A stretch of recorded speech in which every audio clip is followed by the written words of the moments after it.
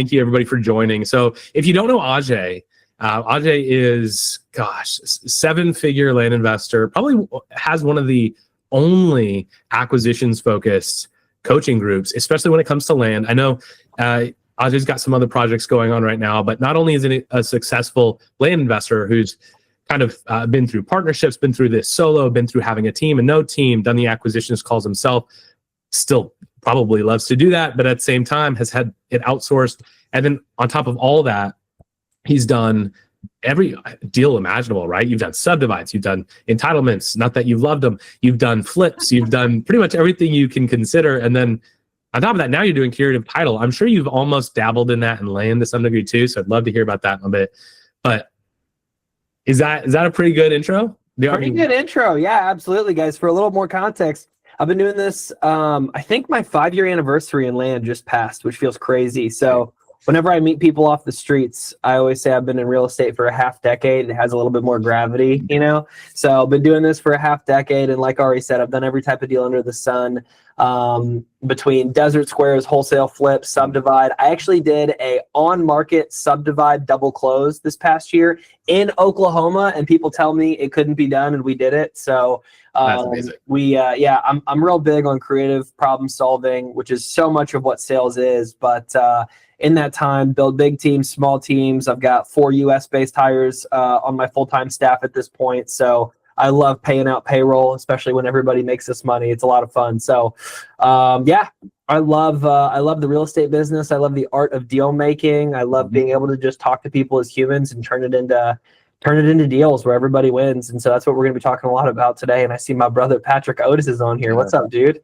There we go. We've got a good crew. Yeah. And for those of you who don't know me, I'm not going to focus mainly on my land investing stuff. I'm going to focus on land insights, but I am a land investor. I've been land investing since 2023. All sorts of deals as well. Probably far less than Ajay, but the time I am half a decade in, I'll have a lot more experience, I'm sure. We got a couple more years until then. That being the case, land insights, if you don't know what land insights is, it is probably, in my opinion, I mean, I guess at this point it's pretty objective. It's the best in class, all-inclusive software to streamline your land investing business, A to Z. And so whether that's market research, pulling data, scrubbing your lists, tracking your marketing campaigns, fixing up your photos, and more to come, it has everything you really need to get this business not only off the ground, but successful. And we've got a lot of awesome users to prove that that's the case. So today, what we're going to be doing is really walking through the way that land insights and acquisitions really comes together. I think one of the biggest things that we have seen in this, I think Sumner Healy calls it the 2.0, like land investing model, right? Because time has gone on, the skill era has become more and more prominent. And then just what Ajay just mentioned, problem solving, right? Solving problems, being creative when it comes to how do we get this done? Yes, that's acquisitions, but I mean, we're in business anyway. So it's pretty much, the standard here. And if you're not doing that, it's going to come back to hurt you. It's not just send out marketing, get a signed offer, do a deal. It hasn't been that way for some time. I'm sure you could do it if you do enough offers, but that's why we're having this webinar, because it's just not the direction this market is headed, right? So that being the case, I really want to hop into talking about what sets the standard here. Why do deals basically die before the seller even gets to say hello to you? And I think that is really birthed from your expertise in acquisitions or the mistakes you might have when you're outsourcing those those closing calls to other people. I think that's a really, really common way to feel like you're successful is just outsource, right? But it's also a really easy trap to fall into where you can no longer control the quality as well. And so that's really where I want to start. Why are amateurs the ones winging it, and what separates amateur from pro? What's the preparation that really sets us aside from one another or from the next level that we are bound to achieve? And I think that when we're looking at acquisitions, we need to have an understanding of what clear and streamlined acquisitions looks like. Ajay, I'm curious, can you break down like what would an acquisitions process ideally look like in this land business? 100%, man. And gosh, this is such a loaded question. Yeah. As we're getting kicked off, I see there's like 100 people on here live with us, which is awesome. I always love to know 2 questions. Where are you tuned in from and who's excited to be here? Okay. So drop your city and either a yes or a no. Anyone that drops a no will probably get booted. So proceed with caution, because I want people that are excited to be here. I got to say, it is 2025. We live in an era where this team builds one of the best tools on planet Earth for land investors so that we can come in here, make our jobs easier, make more money, connect with the right property owners, do deals that are actually profitable, all from the comfort of our homes while we get to love on our families. Like, come on, guys. Who's grateful to be here? This is sick. So I love it. I love it. LA. Oh, Catherine, what's up? Augustine. We got tons of people in here. Johnson City, Seattle. Great. Yes, yes, yes. Amazing. All right. Sweet. We got some Tulsa in here. Okay, not too far from Ari over in OKC. Michigan. PH represent. All right. I love it, guys. Sweet. All right. Thank you for that. I got to see some energy in here. So let's keep this engaged. I'll try to keep an eye on questions. Obviously, they come in and out and can be a little bit crazy. But the question Ari asked me was, hey, what's an ideal sales process, right?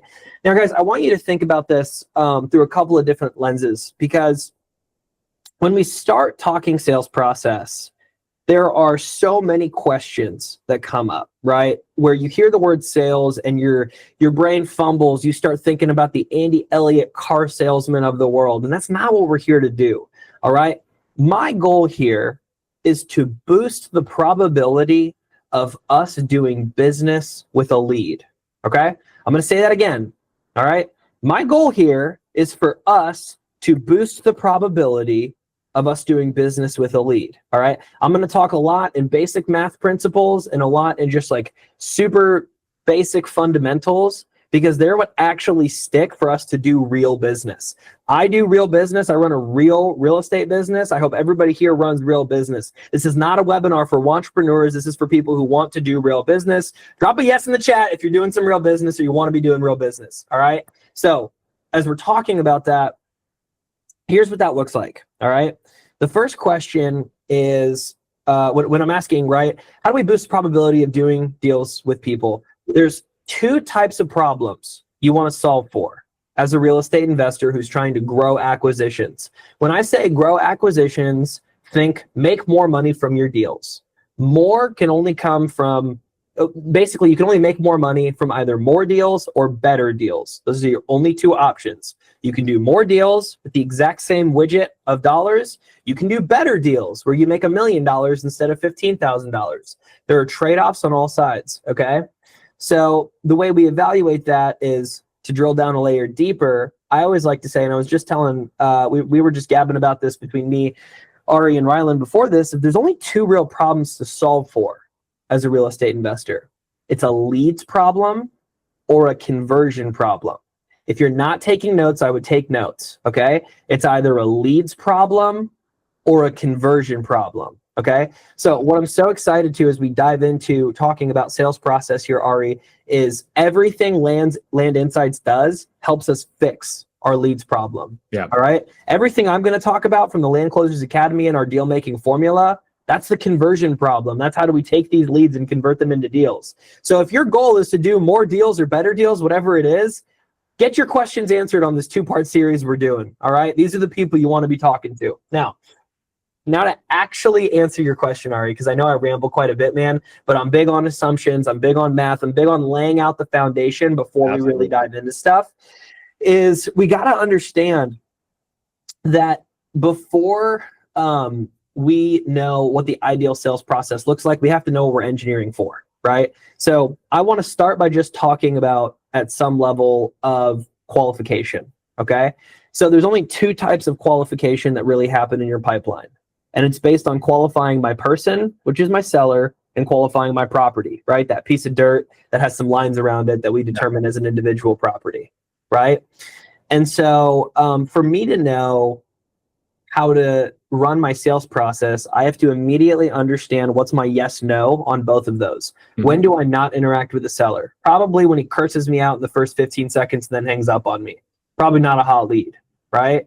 What's a no on a property side? It's really hard to say because I've heard people make deals out of like every single type of property, man. I don't know about you. It's like you got to have your buy box. Don't get me wrong, right? But like I've sold property that's completely underwater before, and I made $30,000 on it. You know what I mean? Now, it was in the Keys for what that's worth, but it was completely submerged underwater, which is a little bit crazy. All right. On the flip side of that, so you I know it's a little bit crazy. Not every deal will be like that. Yeah, right. Patrick said, I thought you love people who curse you out. You know, man, I come from an Asian family, and so I'm used to things sounding aggressive and angry at times, but not as much cursing you out. What I will say is I do love a challenge on a call every now and then. Again, those are fun. Those that have been following me for a while know, like I'll stream myself doing calls to sellers because I'm just not afraid of it. And you get some interesting characters live, which is always my favorite because I want everybody to see I deal with the same people you deal with. All right. Yeah. Now, coming back to the foundational answer to your question here, Ari. So more, better, leads, conversion, right? Those are our first two frameworks. Next, we're diving into yes, no. Okay, yes, no, based on property and person. Is this making sense, guys? Give me like some head nods or yes, no's in the chat. Yes, okay, sweet. Again, I like simplicity to the max. So, absolutely. Yes, no, based on property or person. Once we determine that, congratulations, you've got a pipeline. All right. Now that I've got a pipeline, I can look at it and say, what actions can I take to boost my probability of doing business with a seller? We're going to talk about some tactics throughout this hour we've got together, but I'll tell you the two fundamental pieces that we'll be talking about are number one, actually connecting with that lead, right? Ari, no one picks up the phone. Yeah, you got to call more than once, all right? Versus like, their asking price was too high. Yeah, like there's a formula, right? I like to call it the deal-making formula so that we can actually turn that lead into a deal, all right? So those are some things we're going to dive into, but by answering your question through a couple of frameworks, man, right? We got our yes, no, we got our leads, conversion, we got more, better, right? We can start to answer, what do I want my sales process to look like in the sense of like, okay, I need leads I want to do business with.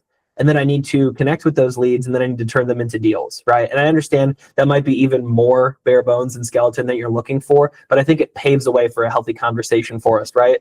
No, I think it does. I think it does. And I think we should honestly reflect on that. So we're talking about a lead problem and a conversion problem. This webinar is mainly going to be focusing on that conversion problem. The leads, I mean, we've done a lot of content on this before, but Land Insights is built to get you those leads, right? The highest quality leads possible. You actually brought up a funny framework, which is not every deal that's high quality looks high quality, in my opinion, right? Something completely submerged in water, not the everyday property that I'm targeting. But that doesn't mean that you can't make money on it. And so, yeah, you bring up a great concept of you need to understand there are niches, even in this business, or boundaries that you can cross and still make a ton of money. Totally. I think that's something to hit on for another day, but it's a great concept. The other bit though, conversion and understanding how do we get this person to actually sell to us, right? Totally. Or at least increase that probability. So I love the idea of focusing on the yes, no for the lead itself. Let's understand it to be the leads coming in are already decided on, that we like that data. Right? Land Insights allows us to do that. And if you don't know that it allows you to do that, you need to go watch some of our Land Insights content on Sumner Healy's channel or in our Discord. You need to just get. Did we drop Ari? Did anyone else see him? Yeah, we lost him. Oh no! All right. Well, I'm sure he'll be back in. Rylan, you got a direct line with that man? I can take over for now.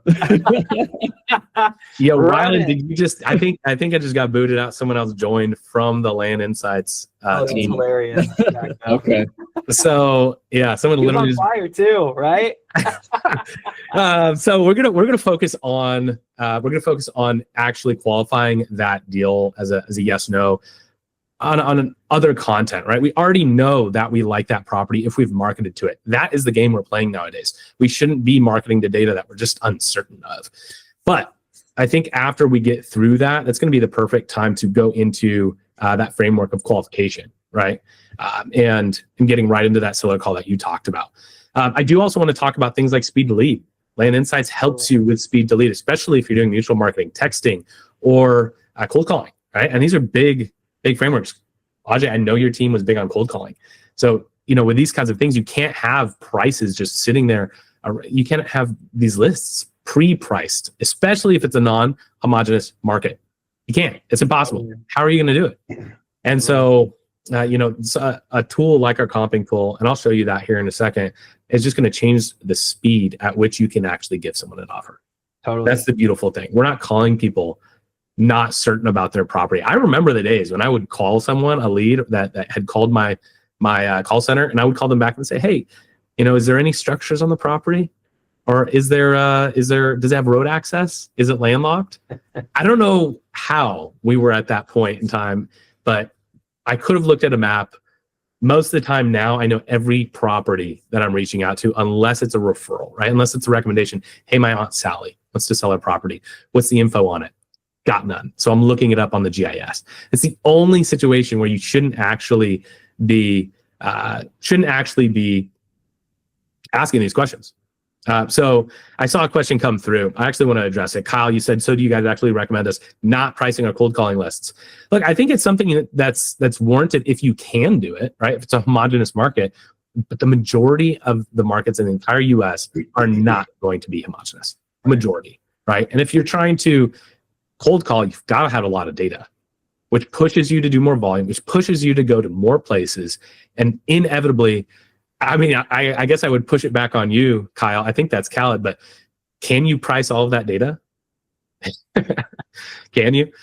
So if you can manage that, I would challenge you to try, but I don't think you can. I don't want you to have to struggle to do that. So Ryland's absolutely on the money. Price it when you get a hold of them. Once you actually know that they want to sell to you, right? It's the seller kind of opting in. So Ajay, do you have anything to add to that before we hop in to Land Insights and maybe look at a property and talk about maybe some light due diligence before we actually hop on a closing call with them? Totally. So I think this is where I like to come back to foundational lines of thought as often as I can. So one of my favorite ones is, what can I do in my entire process to boost my probability of doing a deal, right?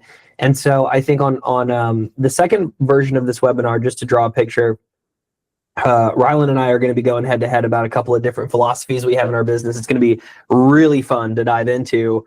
But one of mine that I'll be talking about that day is in my scripting, how we do certain things to not get hung up on, right? So again, let's come back to the foundational argument that my goal is fundamentally to do a deal, right? And I know the probability of me doing that deal drastically goes down when a seller hangs up on me. So what am I going to do is I'm going to study hundreds and thousands of calls that I've listened to and say, at what points do I frequently get hung up on?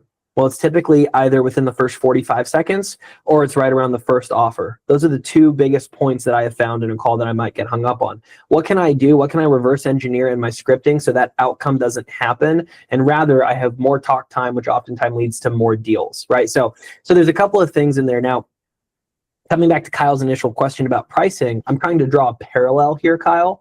Basically, that in the scenario where I price before I make calls, if I don't do it accurately, I'm really risking just jacking up my entire pipeline, right? Which is where I think, Ari, you ask a really good question of well, I mean, sure, if you can do it well, right? Yeah. So if you're in a homogenous market or it's a small data set, I know some guys go very targeted on their data sets, then by all means, Godspeed. But I think if you're attacking a large data set, it's just in theory, that sounds awesome, but in practicality, all you're going to do is burn leads and do the opposite of what we're really trying to do. Yeah, burn leads and time. Yeah, 100%. 100%. But great questions.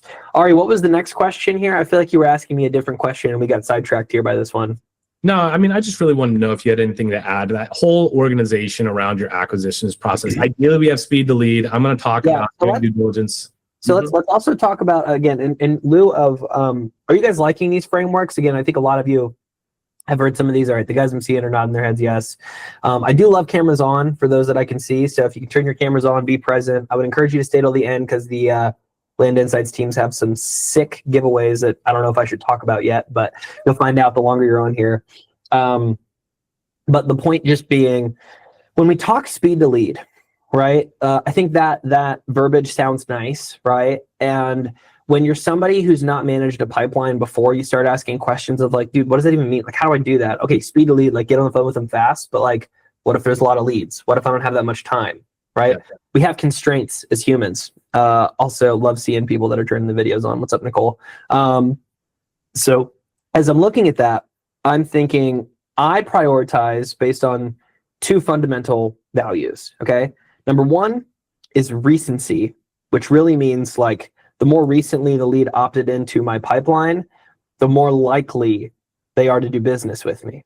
Okay. I want to add another point here too, that this really matters when it comes to non-intent based marketing. Right. And like, gosh, this is probably like 4 layers meta more than anybody cares about, but I'm going to talk about it because I'm feeling that, you fundamentally have 2 different types of marketing. You have intent-based marketing and non-intent-based marketing. Okay. And what that means is you can think of like a pay-per-click, SEO, or direct mail as more intent-based. What it means is like that person woke up and intended to say, oh, this guy Ari on this flyer is kind of cute. I should see if he wants to buy my land, right? That's what I thought the first time I called his company. And here we are all these years later, versus somebody that was like minding their own business at the post office and got a phone call from one of us or somebody on our team that was like, hey, you own 20 acres. You want to sell it? Right? There's like a different mental perception there. Okay.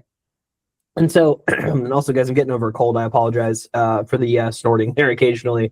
But the way that plays out in terms of our actual interaction later on is you can imagine somebody that went through a non-intent based channel, like a text message, like a cold call, is less likely to remember who you are or remember the emotions or be in the headspace they were in that they wanted to sell their property, which is where a lot of times you guys that take, 2 weeks to get back to your phone, you're like, hey, I see you want to sell your property. And you get back, I never said I wanted to sell. You guys called me within your first couple of seconds, right? So I just want to point out the different psychological shifts that happen based on different pieces of marketing. Again, this might be too many layers meta than what was planned for this, so I apologize. But the point being, in terms of organization, I would always do it based on recency and urgency. Recency is, hey, the lead came in the past 48 hours. That's a pretty hot lead. Lead came in the past week. A little bit less hot than somebody who came in the past 48 hours, right? Lead came in the past 3 to 4 weeks, a little bit less hot than the bucket prior. Those are my 3 main buckets, right? And so as I think about that, that's the recency piece. I think the other piece there is urgency, which is any reason the seller has given me to pursue that lead more aggressively, okay? And guys, I am a 11-year-old at heart, so I like rhyming, assonance, alliteration. You're going to hear a lot of that stuff in my frameworks that I drop here, okay? Some that I've made up, some that I borrowed from minds before me, all right? But the point being, recency and urgency helps me remember it. Recency, it just came in. Should probably call them back because they remember who I am. Urgency is, hey, somebody gave me an asking price I know I can do. Urgency is somebody who says I need to sell this property. Urgency is my dad just passed away. I have no idea what this is worth, and frankly, I don't care, right? If they give me some piece of information that leads me to believe that this property / person, right, this lead is more likely to do business with me, well, I should pursue that lead a little bit harder, don't you think, right? And so I'm going to prioritize my leads in a way that allows me to do that. I'll give you another example here. Is I had a lead that came into my funnel. I mean, gosh, this was probably back in 2023 at this point. And this guy said he wanted 160 grand for this 80 acres he owned in Northern Florida. We comped it. It was worth about $250,000. Ari, I feel like you've probably heard this story before, but for those that haven't, I'm going to tell it again. And so I looked at that and I was like, holy smokes. And, I'm excited. This is a 80, 90, 100 grand double close, right? This looks awesome. So it works its way through our funnel, right? We double dial this guy aggressively for about 3-4 weeks and don't get him back. And all of a sudden one day I don't see it in the pipe. And I'm like, hey, what happened? And they're like, well, he aged out. And I'm like, I don't know about that because we've got urgency. So what do? Is I put him back in the priority bucket of this is basically like as if he had come in the first 48 hours. Because I like to reverse engineer my deal killers and then place importance on things that are the inverse. Okay, here's what I mean by that. Our biggest reason we can't do a deal with somebody is price. So if the inverse of that, meaning somebody gave me a reason to believe I can do this deal because of price, I should probably pursue that much more aggressively because the odds of that not being something we can work out are much lower than any other reason that a deal wouldn't work out. Is this making sense? Okay. So because of that, we followed up with this guy pretty much every day for about 3 months. We finally get a call back from him. He calls my direct line because he's like, yo, what the F is your team doing? And I pick up, his name's David, and he's like, Ajay, dude, like every year I go off to a remote cabin in the woods for about 3 months and I turn off my phone. I had chatted with your team just before my trip. And when I turned my phone back on, I had more voicemails from your team than my entire family combined. I can tell that you guys are pretty serious about buying this property, so I'm happy to give you my business. From there, we got it inked up. We ended up selling the property at $230. I cleared a wire for $58,000 after everybody got paid. So, you know, it's funny. In that, I had an acquisition manager ask me, Ajay, how long do we follow up with this lead? And I said, well, either until they die or we die, whichever happens first. And if they die first, I've got a good probate attorney in Florida. So just let me know. So yeah, you're talking about Al? Shoot. Yeah. Yeah, right. Yeah, that's a good way to think about it. Until they die or I die. So they die or I die. If price wasn't the objection, man, that's a deal. I'll follow up with that guy forever. Like, I don't care what happens. I'll send him a care package, box of cookies. I had another deal. So you're saying pestering is fine. Well, Matt, it depends how you define pestering. Yeah, he wants to sell, right? Yeah, this guy told us he would sell his property and he gave us a price, you know? And so, I mean, what you call pestering, I call a vacation. You know? It's whatever you want. But in all reality, like, they at any point can pick up the phone and say, hey, Ajay, I don't want to sell anymore. Stop calling. And I will, right? I think it's after somebody tells you to stop reaching out to them that you keep calling them. That's where you're pestering. That's where I would make the delineation there, the distinction. Ari, would you agree with that? What would you add? Yeah, no, I think that's great. Before I hop into some light due diligence here, I'd also say, you know, I've always had, and I tend to say this, but I've always had a softer approach to sales. And I think that, you know, it's an area for me even to improve in. One of the things, though, I always lean back to is if it doesn't work right now, that doesn't mean it doesn't work. It just doesn't work right now. You can always ask for permission to follow up. That's why rapport, that's why asking questions is so powerful, because you asking questions gets them to talk about themselves and it gets them bought into the relationship, the communication around selling their property to who? You. That's literally the whole goal here, is to increase your probability of having a lead work with you. Exactly. And I can't tell you how many times, and it's not meant to be a humble brag, but it's my goal with every lead. I want them to say the words, Ari, if I'm ever going to sell, I'm going to sell to you. I want it. I work for it. And that's the goal. No matter if we work today or in 5 months, that's the hope, right? And so, yeah, I think that's a great way to go about it. I think this really leads well into, well, what do we do even before we hop on that call? How do you come to that call prepared and bought into helping them, right? Creating that solution. I think it starts with your light due diligence. The cool thing about Land Insights is you can do most of that due diligence. I mentioned earlier, I don't know the last time I've actually marketed to data I don't know, right? Marketed to a property and had to call the owner and say, is there wetlands on that property? Is there flood zone on that property? Does it have access? I can't remember the last time I had to do that, because all the data I'm marketing to, I have confidence in. I'm intentionally scrubbing it with AI using Land Insights to know this is the best data I can get. Now, there's points that you could take away here in terms of niche marketing to specific types of properties for lot splits or putting RVs on or duck hunting. Pretty sure that's what that property was used for out in the Everglades or whatever, wherever it was.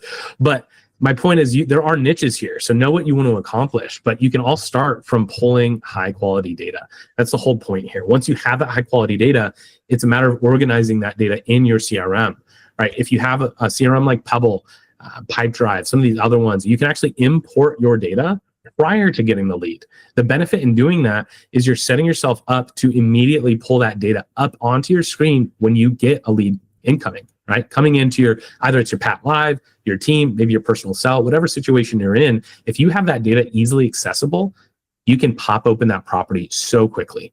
When you export data from Land Insights, the beautiful thing here is we give you 2 links, parcel link and a copy link. Now the parcel link opens you to this exact page you're seeing here.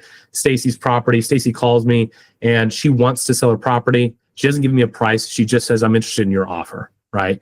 And maybe I offered a blind offer. Maybe I didn't. We're going to go and talk about this as though I had marketed to her neutrally, maybe through a text message or a cold call. And from here, it's a matter of getting on the phone with her. Now we're going to talk about the due diligence before I hop on the phone with her, before we try and talk about how to reach her multiple times, even if she doesn't pick up.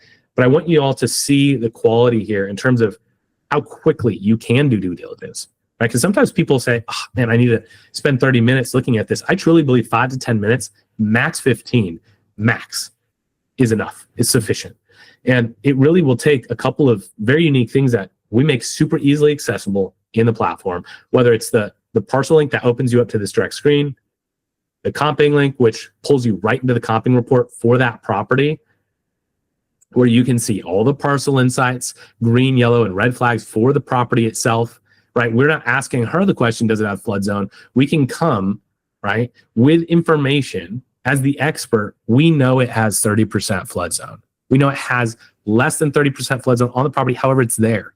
And Stacy, that's going to impact what we can offer you here, because that's going to impact the buildability of the entire lot, what we can do, right? And coming with that information is powerful. It shows you know what you're talking about, and what you want to accomplish is clear to you. And so it's a matter of getting that seller on board. That is something I'm going to leave up to Ajay today. But I want to show you what we have access to here, because we have parcel insights. Seems to be a rather good property. We have market insights that helps remind you, is the market I'm actually looking at holding true? Is it a good market based on my own standards or the work I did in market research within Land Insights? We give you something that you've probably used on these properties that are just hot leads, which Ajay, I'm not sure if you've seen this deep AI analysis. We released it back in June, maybe July. And this thing is just absolutely wild. I'm going to let it run, cost 20 cents. Tell me if you could pay anyone in the world to do the work this AI is about to do for you for 20 cents. And if you know that person, have them reach out to me. Yeah.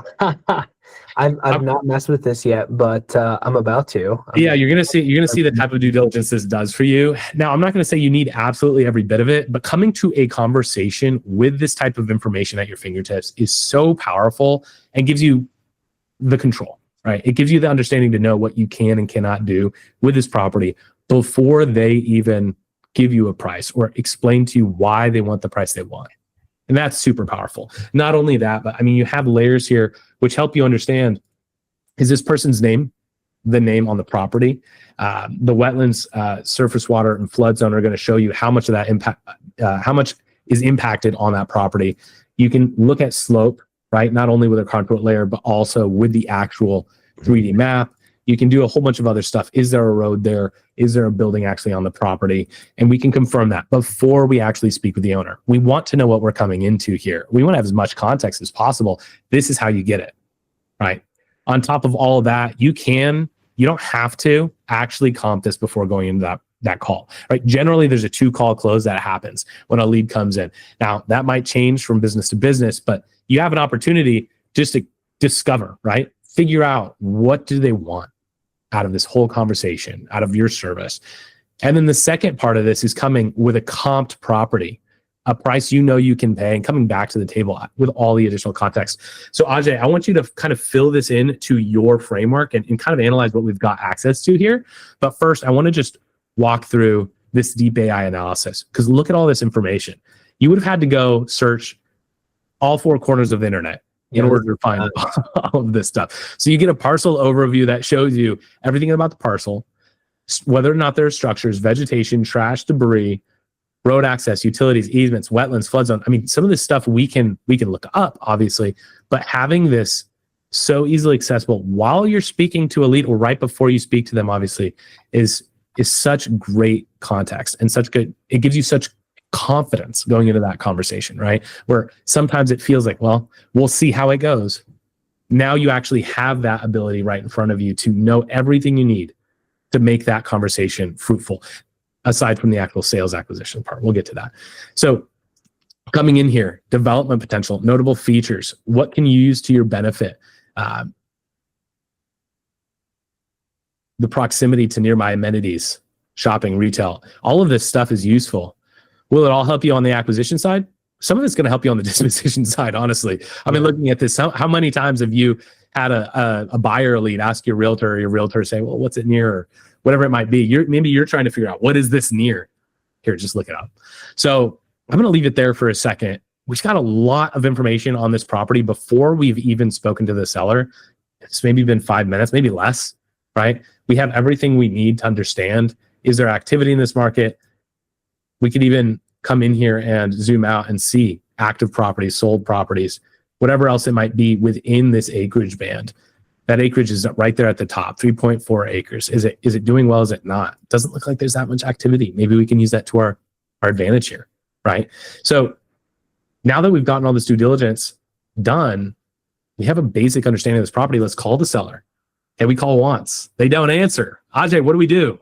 Call again, baby. Double dial. Exactly. And so you call again. You call again. How many times have you called up to get this person on the phone? I'm curious. Oh man, like I probably set a record. I want you to know that. I'm going to tell you in a second. like you mean in lieu of like a double dial? Like have I done like a triple, quadruple, quintuple? I think quadruple is probably my most aggressive I've ever personally done to get somebody on the phone. Yeah. I'm laughing because I know someone was basically aggressively reaching out to me at all the wrong times when I could not speak. And so when I finally could call them, I called them not once, I called them not twice, I called them not 3 times. I called them 18 times in a row, Ajay. On the 18th dial, they answered. Was this a seller? Yeah, we didn't talk about it either. I want you to know we didn't even address it. We just spoke. That's insane. Yeah, well, I mean, hey, that brings back an old principle, though, when we talk about this stuff, where people are like, oh my gosh, I'm so nervous to triple dial. And it's like, well, it's only a big deal if you make it a big deal, right? So if you just get on the phone with them and have the conversation and pretend like nothing's happened, like, you'd be shocked at how much you can get away with. Well, look, you're the one who reached out to me. Do you want me to do everything in my power to get back on the phone with you? Totally. I take this seriously. Do you? Yeah. And this is another thing, Ari, I want to bring up a point actually as you're showing us all of this and how having Land Insights as a tool can help you so much with your sales process, guys. Is there's this, we're in a post-trust era of sales conversations. Here's what that means is, I mean, you had a season of slimy salespeople, and then following that, you had a season of people that were less slimy, but frankly were just really good at sales. Yeah. And we created a business era where people were better at sales than they were fulfillment, unfortunately.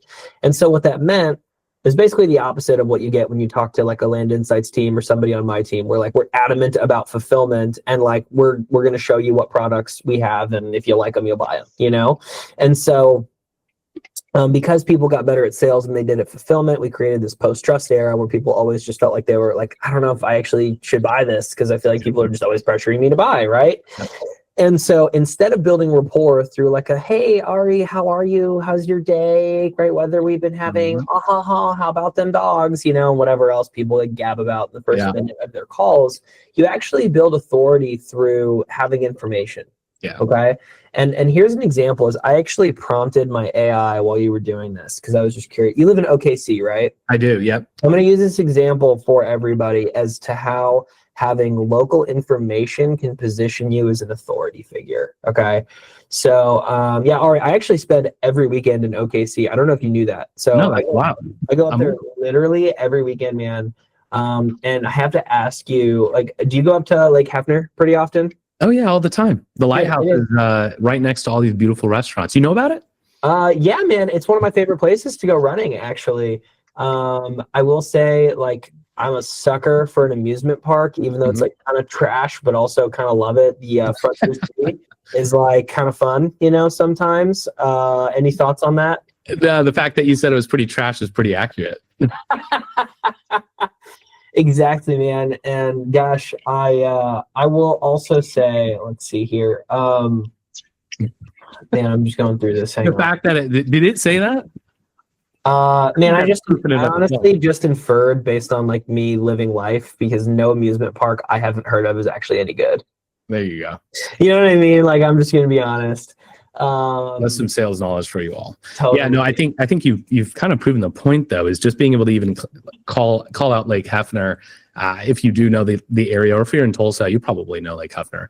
And I'm starting up construction on 235. Am I right? Can I get an amen, brother? Yeah, you start talking construction on the highway, any seller is going to jive with that, because every seller we generally talk to is what, above the age of 40. But it's not like how's the weather. It's local knowledge that positions you as a local expert, right? Now, I'm not telling you to pretend to not know anything, but if you can glean on the information we get from this to have legitimate conversations. Well, why are you guys prying property out here? Well, you know, it's only about an hour and a half from Atlanta, and we found as the sprawl of the city's going out, blah, blah, blah. See, like, this is something I just read off of the bullet point I'm seeing here. I don't know. I just know people buy property up here, and I'm trying to get a deal on a piece of land. Yeah, no kidding. I mean, But, like, tell them you want to go to the Spotted Pig in your free time. They're gonna be like, "Oh, you've been to the Spotted Pig." yeah. So But yeah, you see the point, right? Is, yeah, no, absolutely. you could build authority. Oh, what was that? Looks like someone came off mute for a quick second. Was that for a question or was that an accident? No, looks like it was an accident because they would just muted themselves. Yeah, potentially. But I think this is a good segue. So, I think one thing that I want to focus on as well is the tonality, right? Disarming resistance up and like front and center, really. As soon as you get them on the call, how are you opening? Totally. So, man, okay, we kind of talked about 3 subtopics all at the same time there, right? We're talking opening, we're talking tonality, and then some level of like pacing, right? Which is like the speed at which we speak. Let's start with a very basic piece of an opener, right? So like if I were to call you Ari, and you didn't have my phone number saved like you do now, I hope. I'd call you up and I'd say, "Hey Ari, it's Ajay. Did I catch you at a bad time?" Right? Now let's break down that first sentence and what I'm doing there. All right. The first thing is I say it's Ajay, not this is. Okay. Yeah. Here's why. If you were stranded on an island, or you got siblings, right? You got a brother or sister? Yeah, I got a brother. Cool. So let's say you're stranded on an island. All right. And I don't know how close you and your brother are, but for this example, you guys are super tight. Okay, bet. And so you're stranded on an island, phone dies, whatever. Navy comes out, saves you. Sick. They give you a phone, you get one phone call, you call your brother instead of your wife for whatever reason. Now, when you do that, right, your brother picks up. Are you going to say, "Hey, this is Ari"? Or are you going to say, "Hey, it's Ari"? It's Ari. It's Ari because he knows who you are. Exactly. Right? When you say "this is," you subliminally communicate to your prospect, "You don't know who I am, and I'm introducing myself." Right? So if I say "this is," if I say "my name is," right? It's just like, "Oh, you just told me I didn't know who you were before this phone call, and now I'm even more skeptical of you." Versus if I show up and sound like I belong, "Hey, it's Ajay." Immediately they're like racking their brain. I'm like, "Who the F is Ajay?" Right? And it's like a whole thing. And so, and then there was a second piece of that. "Hey, it's Ajay. Did I catch you at a bad time?" Right? So I want to ask a question because it keeps us in power of a conversation. I also ask if it's a bad time instead of a good time because in this post-trust era of sales, people like to protect their no as much as possible. So you'll notice in the scripting we go over in the questions I've got, like we're going to ask a lot of questions that end up with them saying no early. No, well, it's not a bad time, right? And let's also look at the alternate, right? Did I catch you at a good time, right? The odds of it not being a bad time are much higher than the odds of it being an optimal time for a conversation about their property, right? And so again, remember, our 2 failure points in a conversation that I've determined that people hang up on us in are the first 45 seconds and our first price drop. And so for me to decrease the probability of getting hung up on early, I need them to agree to the phone call entirely. Right? And so to do that, I asked, "Did I catch you at a bad time early on?" Is this making sense? Yeah, absolutely. So are you framing the call from then? Yep. So right after they say, "No, it's not a bad time. What's going on? Who are you? What's this about?" This is where we're going to dive into what I call our frame, right? And I didn't make this up. This has come from many sales trainers before me. I've been through way too much sales training. And so I have synthesized the stuff that actually works in our niche as somebody who's even to this day still on the phones. I still deal make. I still talk to sellers. It is such a high leverage point in your business. I'm never going to be too good for it, in my opinion. But all that to say, framing is that next bit on a call, right? So if I call Ari, "Hey Ari, it's Ajay. Did I catch you at a bad time?" He says, "No, who is this? What's going on?" I'm going to say, "Well, Ari, I'm actually reaching out about your 10-acre property in Calhoun County, Florida. You talked to Linda on my team and she'd gotten some information from you. I'm here to just ask a couple more questions and then jump into an offer on the property. Do you have, 5 to 10 minutes to do that right now?" Right? And so there's a lot of things I'm doing in there. All right. One of the first is I want you to understand a frame is just setting an agenda for the call. And when I say the agenda, think about this. Like, man, I get to tell you the order of how this phone call is going to play out.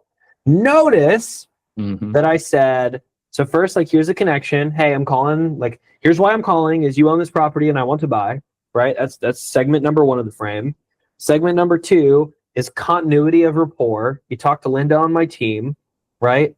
Segment number 3 is the sequencing of events. I want to ask you a couple of quick questions and then get into an offer. Okay. And that piece there, guys, is extremely powerful, because if we lay that out in that order, the next question that comes out of the seller's mouth more often than not won't be, well, what's your offer? Right? We know we get that in the first like 30 seconds all the time. I see a couple of laughs, and I don't see nostrils included most of the time. No, I swear I can hear him, man. I can hear him. And so after I had gotten that so many times, I was like, okay, there's got to be a better way. And so I combined this concept of the frame with also what I call a reverse objection. So we're getting into some like 401 level sales here, but I learned this one from, do you know who Eminem is? He's a rapper. Oh yeah. Kind of underground indie rapper, kind of Marshall all time. Marshall. Yeah, that's right. My boy Marsh. So if you've seen the movie 8 Mile, right, you know at the end he's got that rap battle, right, where he's stepping up to old boy Mackie and is kind of like, yeah, I am white, I am a bum, I do live in a trailer with my mom, right, and that whole thing.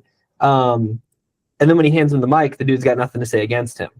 So I do the same thing in my conversations with my sellers, where I look at what's every frictionful question, every failure point in the conversation, and how do I say it before they can say it to me, right? So the offer is one of the most common ones. I'll give you guys another one. This is some gas I would write down. Is the next best one is the first time we ever try to ask for an asking price. Hey, any idea what you're looking for on the property? Do you know what you want for it? Hey, what's that number you had in mind, right? Those are some normal ways we might ask for the property. A lot of times we get from our sellers, well, you guys are the one that called me. Why don't you tell me? Especially if we went through non-intent-based marketing. You guys are the ones that reached out, whatever, right? So I heard that so many times. I'm like, all right, Marshall, give me some inspiration.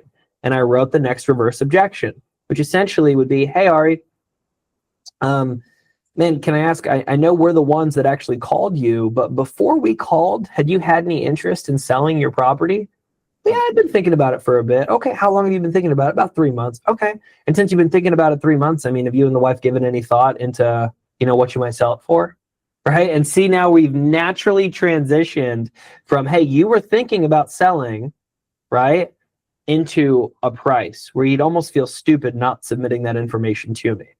Now, again, guys, you're not going to get it every single time. None of this stuff is a surefire way, silver bullet. Like, I crack up at some of the questions I get on the sales training side where they're like, Ajay, how do I take a seller who wants $1 million for their property and have them sell it to me for $200,000? And I'm like, dude, you'd have to put a freaking weapon to their head. I don't know. I can't. I'm not a miracle worker. You know what I mean? But I take closable deals and we'll figure out how to close them. That's what we're going to do here, right? And so anyways, Ari, to answer your question, the frame is really setting that agenda. It's got a couple of those segments in there, and then it also ends with a question. Is that last segment that I didn't mention, where we continue to keep control of our conversation by asking a question. Does that make sense?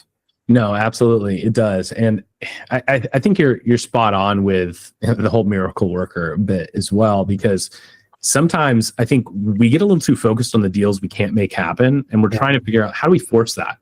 I think a lot of this business is waiting for the deals that don't feel forced. You're just kind of navigating a little bit of a maze. And that's why I love what you're teaching here is these reverse objections. They're just pushing you towards the right, you're going down every avenue of that maze, trying to figure out how do you get to the next part, right? Totally. And there's a lot of times where you might be in a situation you never get that property under contract. You can still follow up. You can still be that person they would only sell to if it made sense, if your price makes sense. But if it doesn't, this is two ways. You can't force someone to accept a bad price, right? Right. Unless they do have a weapon to their head, and hopefully it's not you holding it. But my point is, I think this is a great way to segue into how do we help them understand we're on the same team. I think you've shown this a lot, which is mirroring, listening, giving, kind of in your head, assigning them a seller persona, right? How do you get through that conversation? You've got some due diligence questions, or at least you're kind of digging into what they want to accomplish with this, why they would even consider it, right? Of course, we want that price, but those two things are finding out their incentive is a big reason why these conversations are so important, because we don't know their motivation. We don't know what to work towards, right? We don't know what to solve for them. If it's not price, it's something. And if we can't get to the bottom of that, you don't have a conversation, right? Right.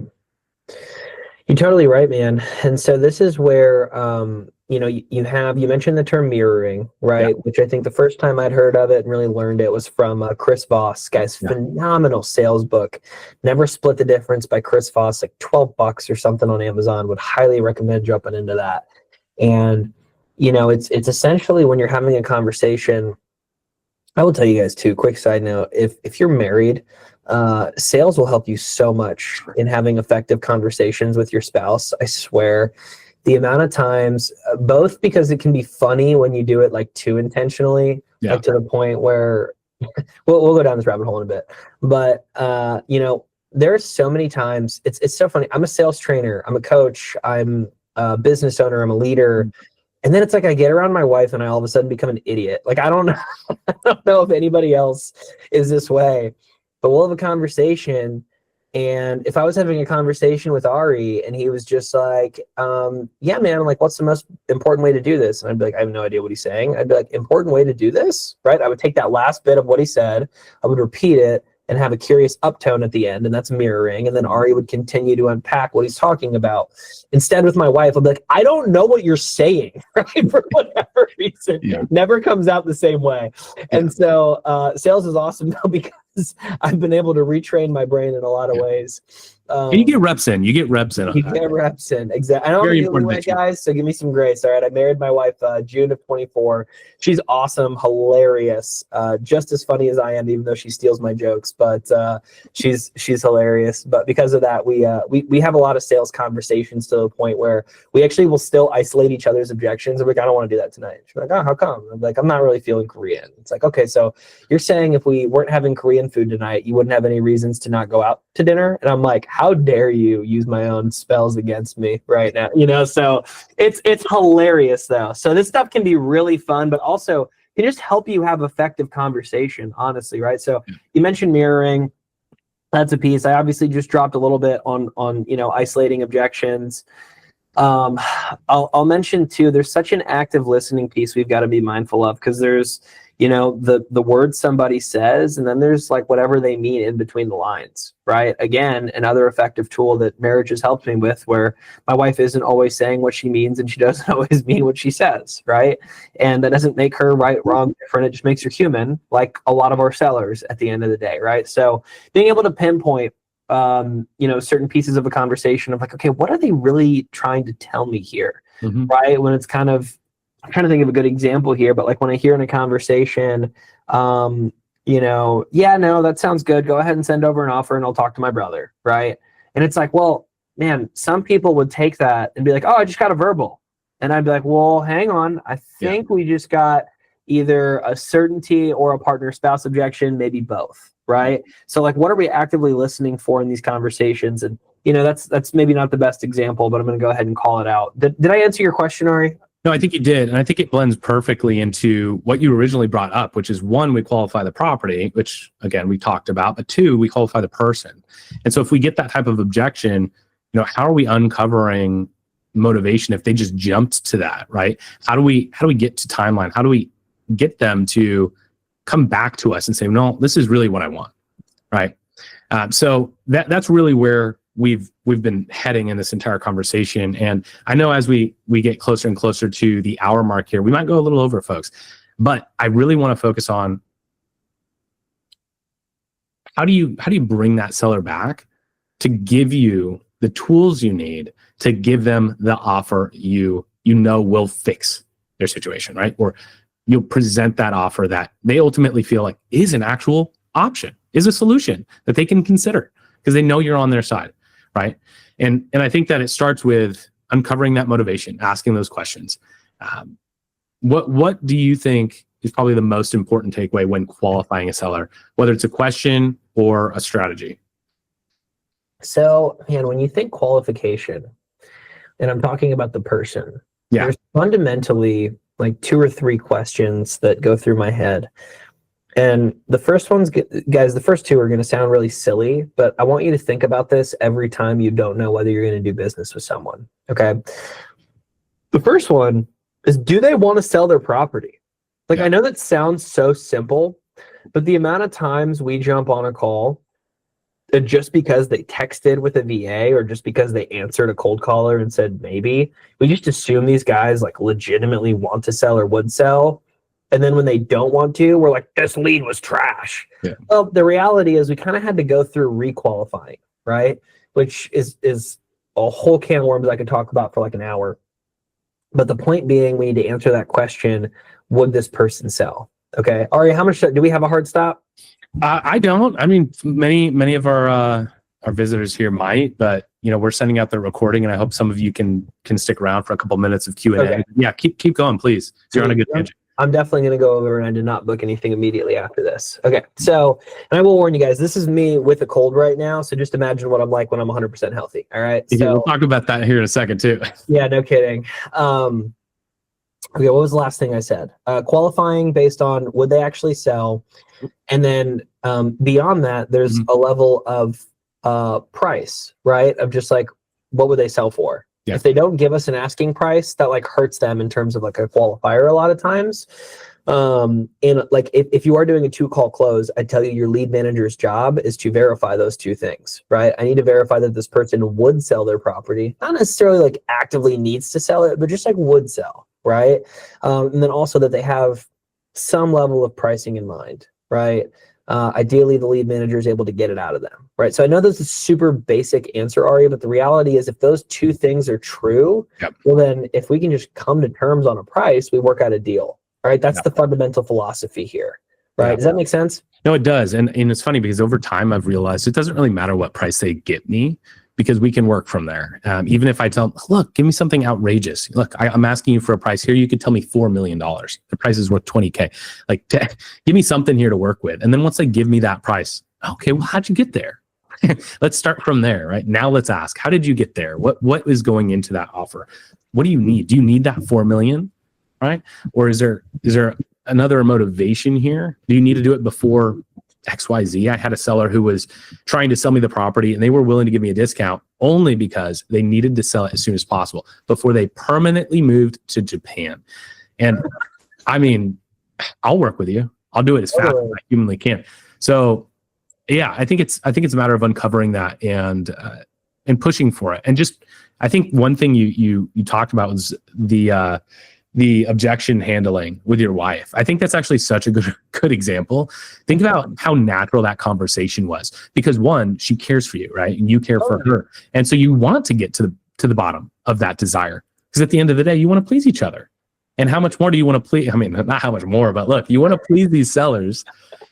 You want to serve them. At the same time, you want to do business. You want to make some money. And so you need to be able to reach out your hand and say, look, I want to help you. I want to get to the bottom of why you're saying what you're saying. And just pulling that out of them in conversation. It's so important. So I love that takeaway. I would agree. And yeah, there's so many pieces here. I actually want to break out and I see people dropping. Yeah. I'm going to like quick plug my Instagram handle. If you guys want to get a hold of me later, it's at Investing with Ajay. We'll be dropping stuff again at the end of this if you guys can stick on. But if people need to leave, that's like the best way to get a hold of me in the future. Just like follow along with stuff I teach and talk about. But anyways, okay. So I as we talk about qualification, Ari, there's this framework I actually learned from, do you know who Russell Brunson is? Billionaire, absolutely. ClickFunnels guy. Okay. So he's got this framework that is like my favorite qualification framework in the freaking world. It has unlocked so much in my sales brain. It's the same reason as we jumped into curative title. I literally wrote like the first ever script basically on that side that I've ever heard of because nobody else I could meet in the space had a script available, had anything. I mean, I basically had to create an entire new sales process on that side, but I had all my fundamentals and philosophies, just like installed it into a whole new business and it worked almost too well. So, yeah, I love that. But all that to say, on that side, you know, what happened, Ari, was we looked at this framework and it goes like this, guys. We've all heard that leads are cold, warm, hot, right? But how often have we really defined what those mean? So I'm going to give you an industry-wide definition in sales for what this means, okay? It's all based on two variables, all right? Variable one is whether or not a prospect is problem aware. Variable two is based upon whether a prospect is solution aware. Okay, so let's go through this. A cold lead is neither problem aware nor solution aware. Here's an example. A seller picks up the phone, doesn't know who you are, so they're not going to be, problem aware.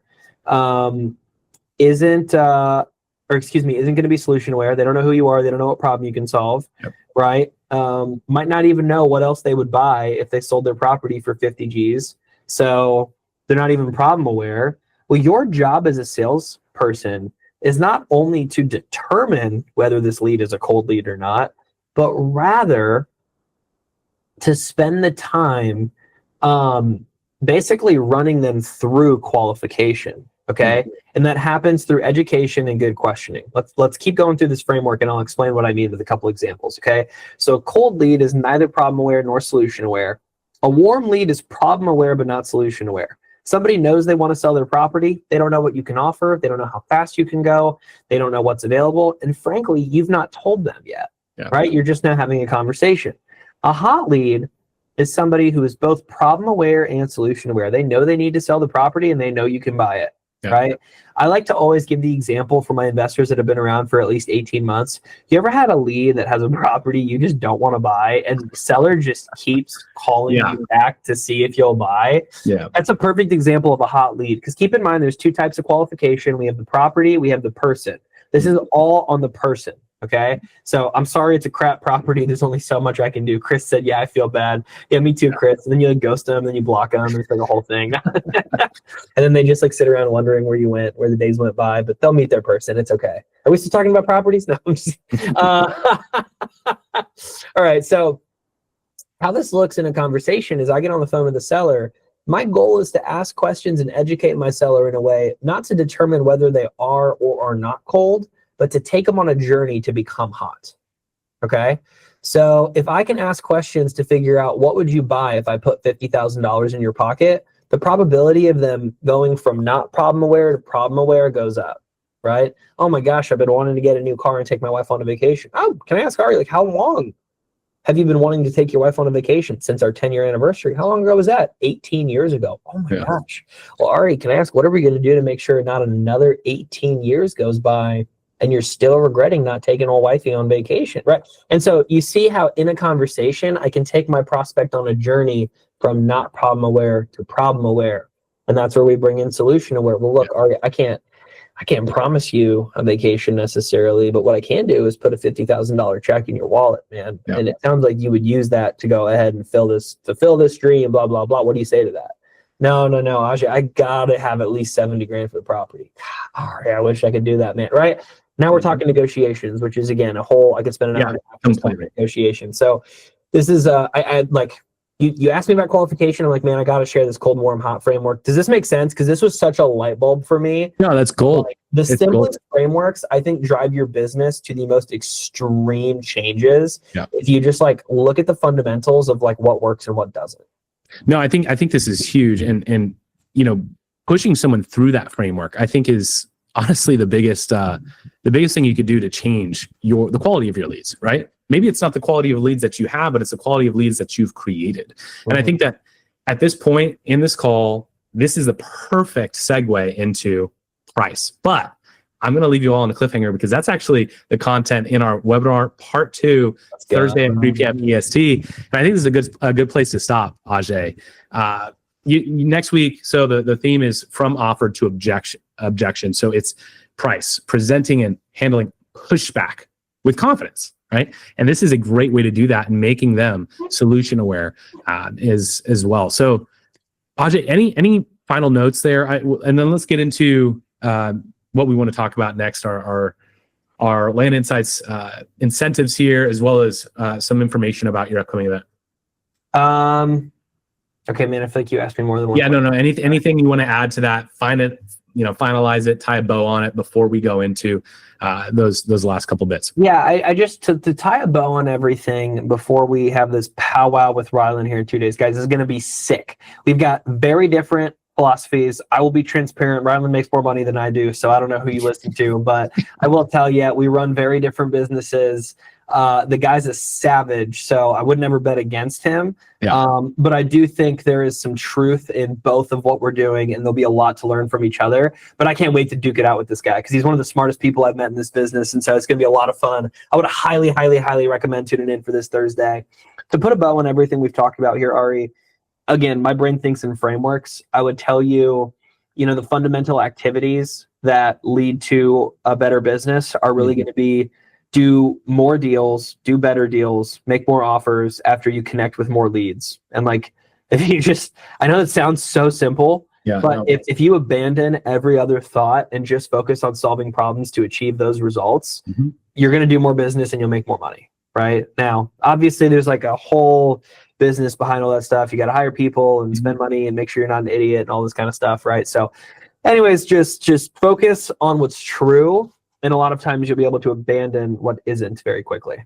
Yeah, no, I love that. I think there's a saying about this business, and I'll say it every day of the week. It's simple, but it's not easy, right? And this is exactly why we put on these webinars. We want people to have the understanding on how do you actually take a lead all the way to making an offer and getting them to accept it and getting a deal done. That's also why we built Land Insights. Everyone on the team is a land investor. We all want to create tools and a suite of tools, really a platform that everyone can succeed on and push through, a more competitive market in a more strategic way, right? A more unique way, bespoke to each investor. I think this is exactly how you do it. You treat each lead as though it could become a hot lead, and you push it through that framework you just walked us through. That's amazing.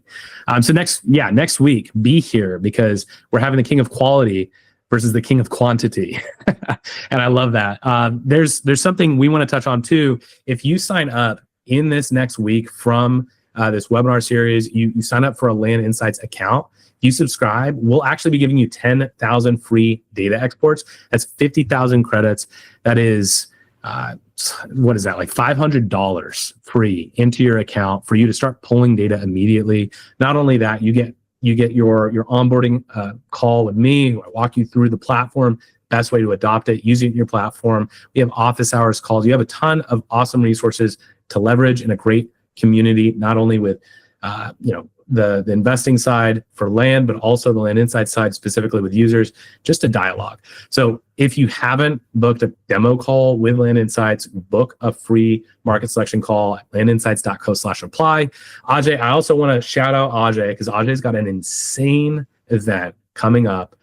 Land Insights, we're actually sponsoring this event too. We are very bought in to Ajay as not only a character, his personality and who he is, but also we're very confident in his success and everything that he's accomplished up until this point in time, including his amazing events. So Ajay, do you want to plug the Land Scaling Summit?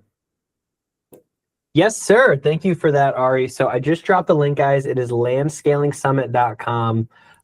We just created a code actually before this. I hate giving out discounts to these, so I almost never do.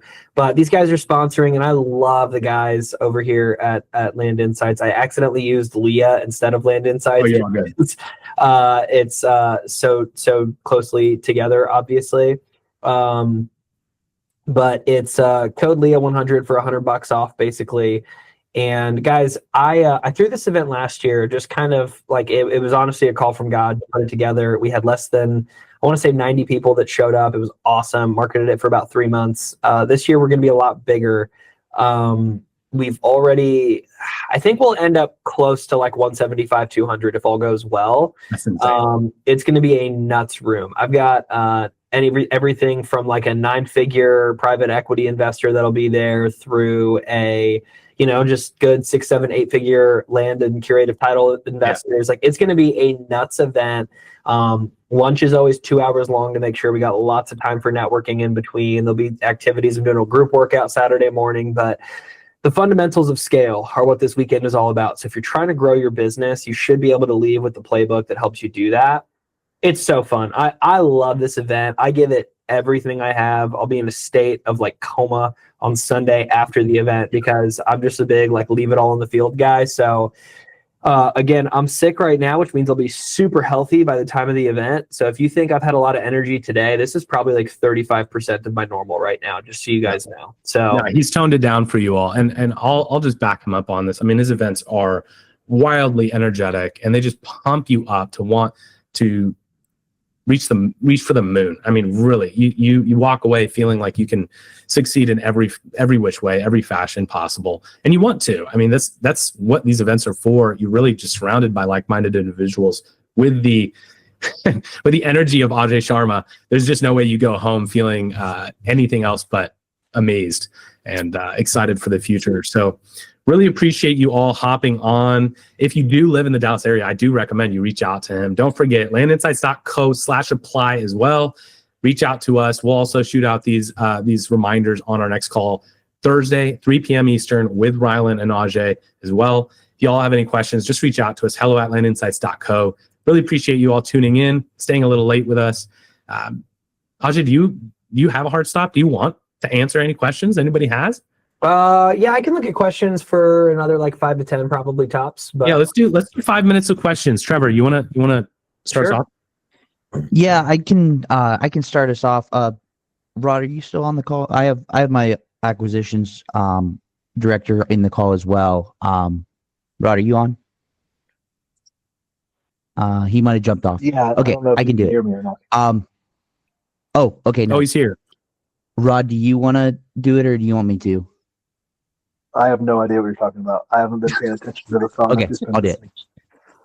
Okay. So over the past month, we saw that we actually didn't get anything. Now we did that with the data, so we did all that. But the one thing that we identified as a bottleneck was the leads manager being able to get the acquisitions director qualified leads. So we really started going into our work on what are those qualified leads. And that's kind of where we're at right now. So we are starting to think about a ranking system. But that's kind of where we're at. So everything that you guys touched on during this call was absolutely amazing. But that's kind of where we're at. How would you recommend going about those definitions of pre-qualified and qualified? So, to be honest, Trevor, before I even answer that, I just dropped our top KPIs that we're going to be tracking and monitoring in any land business. Okay. Mm-hmm. I need to know how many calls or dials you made, how many connections you had with sellers, how many offers you made, how many verbals you got, and how many contracts you got signed. Okay. Because yes, and we are tracking these metrics. Okay. Do you want to give me that number then for the month of August? Like, what do those look like? Yes. And we are. And I'm happy to answer your question, but before I do, I need this one answered for it to be good. Yes, and we are, in regards to metrics, we are semi-confident in them. Okay, just give me what you got, and we'll go off of it. Yeah, let me get them pulled up.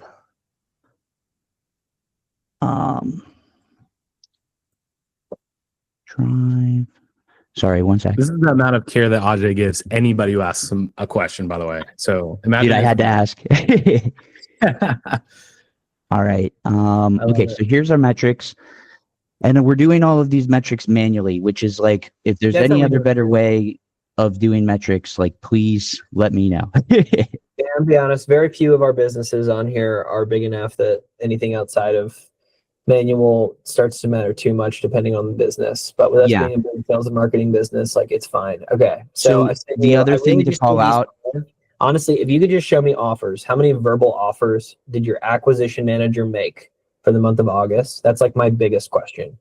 Offers sent. And yes, this is what, so right now we've put a lot of work into our CRM. So we weren't tracking the CRM that well. And so now we are starting the systems on the CRM tracking so that we can capture these numbers better. Yeah, that's okay. Just give me your most accurate guess of offers you made for the month of August. For the month of August right now, it has been 5. It's and it's probably closer to 10. I don't think this updated completely, but I'm gonna try. I'm tracking 10. Okay. Yeah, and we are at 20,000 texts per month. 20,000. And we're trying to refine this before we scale our lead gen systems. Okay, 20,000 texts a month. Man, I would tell you, you probably have more of a volume issue than a qualification issue, for being honest. I don't think I have any clients that I work with that are doing very consistent deal flow, doing less than like 50,000 texts a month. Yes, So we wanted to keep it pretty tight. But yes, I acknowledge that. Okay, so I hear you saying that. The first thing I'm just going to call out is, when we have a conversation about like qualified leads, my first question is always like, what's their output? Because if we're just not doing enough, and I'll tell you, 10 offers is definitely not enough. Like, you're going to need a minimum of 20 before we even start to have a conversation about process, right? Now, if we're saying that the lead manager is bottlenecking us, like, I would just tell Rod to go out and call people that you think are even less qualified than whoever he's putting on your calendar, because I guarantee there's leads in there, right? But when you tell me you're stopping yourself from growth because your system's not there, all you're doing is running a non-for-profit business, Trevor. And like, I don't know about you, man, but I like running for-profit business. So yes, absolutely. Yeah. Yeah. So what I would tell you is, Rod, any downtime you have, and I guarantee you have tons of it with 10 offers for the month of August, respectfully, like, you should be making like 3 to 8 offers a day at a minimum. Okay. Assuming that your only job is acquisitions manager. Now, if you've got a ton of hats in the business, it's a different conversation, but I've cranked out that many on very part-time work before, if I'm being honest. Right. So, I would tell you, like, my top AMs that I manage, both on my team and others, should be able to crank out like 20 plus offers a week. You don't have the lead flow to support that just yet, right? But I would tell you, focus less on qualification and focus more on getting offers out the door. Okay. Yeah. What's the quality of these offers, Ajay, so that Trevor understands? Because I think there's sometimes a misconception on Okay, that's a good call out, Ari. Yeah, I would say the biggest thing is you got on the phone with the seller and said, hey, Mr. or Mrs. Seller, I'd like to offer you a dollar amount. Insert dollar amount being X, right? That's an oversimplification, but just make sure you offered somebody a number over the phone, basically, right? Now, when we're talking qualification, Trevor, again, your biggest thing is like, does this person want to sell? And if the answer is yes, stick them on Ron's calendar. That's all I care about. Okay. If we can get an asking price out of them, it is much better than if we can't. But I would not let that stifle me not making offers. 10 offers in the month of August will not build a business. I'm just going to tell you how it is. And I'm sorry, I'm being super brutal to you, man, but sometimes we need to hear it really straight too. Absolutely. In our most successful month, we closed 4 deals. Nice. And in that month, we had 23 offers made. Sweet. Okay. So we're seeing the themes then, right? Yes. Yeah, and I think sometimes that offer is really important too. What are you offering on and why, right? Are you only not offering because they told you they wanted a certain price, right? I've had someone who wanted 515,000 for their property, and I offered 100,000 less than that. Mm-hmm. And they said, well, if you can put in a fence on the east side of the property, I'll accept that offer. I said, well, if I'm going to do that, I have to come down a little bit more, but I'll take care of the fence for you. And they accepted that offer. Mm-hmm. So I think it's just a matter of making those offers. Totally. Yes. So the other piece of that is like, so as we lay out our criteria, it's going to funnel down. And one thing that we're seeing also is, hey, Trevor.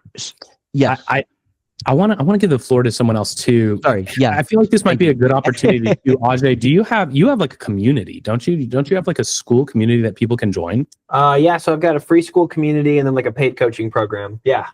So could you plug that community? Yeah.